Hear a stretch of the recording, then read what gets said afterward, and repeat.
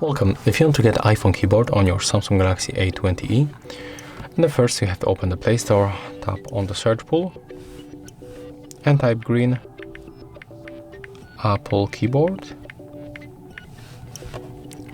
We have to get this application from the Arvin apps. Click open, tap to enable in the settings, tap on the switcher, click OK for the 2 times.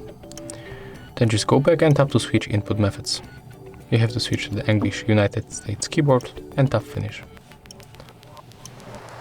Take a look right now. As you can see, our keyboard theme has changed. It looks very close to the original iOS keyboard. You can also find here and displays emojis. That's all. If you find this video helpful, remember to leave a like, comment and subscribe.